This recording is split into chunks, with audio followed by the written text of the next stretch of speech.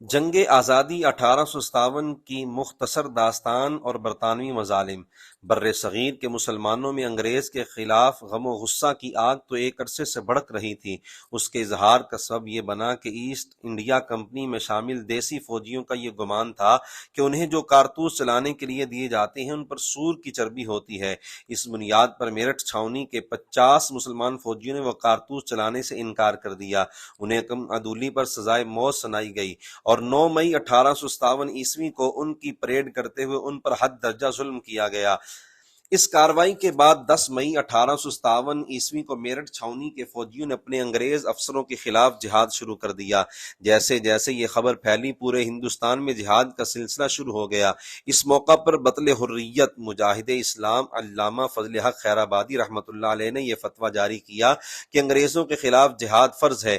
اس فتویٰ پر اکابر علماء اہل سنت نے بھی دستخط کیے۔ فتویٰ شائع ہوتے ہی علماء و مشائخ اہل سنت کی سربراہی میں تمام شہروں کے مجاہدین انگریز فوج کے خلاف جہاد کرنے لگے۔ بریلی میں مجاہدین کی سرپرستی امام اہل سنت مولانا احمد رضا خان بریلوی کے دادا محترم مولانا رضا علی خان اور آپ کے والد گرامی مولانا نقی علی خان علیہم الرحمہ کر رہے تھے۔ مراد آباد میں جنرل بخت خان کے شانہ بشانہ مولانا سید کفایت علی کافی علیہ الرحمہ برسر پیکار تھے۔ مولانا سید احمد اللہ شاہ مدراسی، مولانا صدر الدین ازردہ، مولانا مفتی عنایت احمد کاکوروی رحمہ اللہ تعالی نے بھی کئی مقامات پر انگریزوں کو شکست دی۔ کچھ ہی دنوں میں بہت سے علاقے انگریز فوج کے قبضے سے چھڑا لیے گئے۔ حالات سے ایسا لگتا تھا کہ مزید 1-2 ماہ میں انگریز یہاں سے بھاگ جائے گا، مگر اس نازک وقت میں بھی اسلام و وطن کے غداروں اور نام کے مسلمانوں نے انگریز سے وفا کی اور مجاہدین کی مخبریاں کر کے انہیں شہید کروا دیا۔ یوں ایک مرتبہ پھر انگریز کو یہاں اپنا قبضہ باقی رکھنے اور حکومت کرنے کا موقع ملا۔ جنگ میں اپنوں کی غداری کی وجہ سے مجاہدین کو شکست ہوئی۔ کچھ ماہ میں انگریز فوج نے تمام علاقوں سے مجاہدین کو پسپا کر کے دوبارہ قبضہ کر لیا۔ اب انگریزوں نے ایک طرف اسلام اور وطن کے غداروں یعنی اپنے وفاداروں کو جاگیروں اور اعزازات سے نوازا، دوسری طرف اس جہاد کو بغاوت قرار دے کر مجاہدین پر بے حد ظلم کیا۔ نمبر 1، دلی میں 3 دن تک لوٹ مار کی اجازت دی گئی۔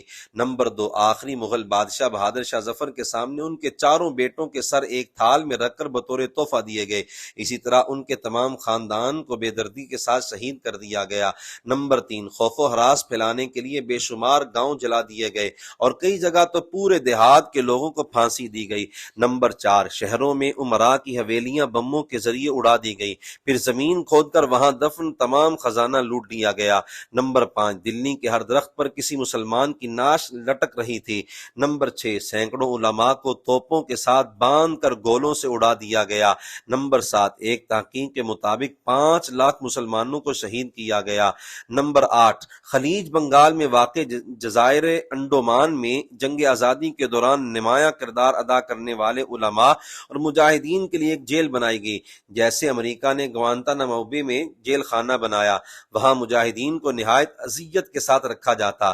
جنگ آزادی میں غلبہ حاصل کرنے کے بعد تجارت کے بہانے آنے والے انگریز کا مقصد پورا ہو چکا تھا اور بر صغیر پر ان کی حکومت قائم ہو چکی تھی۔ چنانچہ 1858 میں ایسٹ انڈیا کمپنی کو ختم کر کے ہندوستان کو براہ راست برطانوی حکومت کے ماتحت کر دیا گیا۔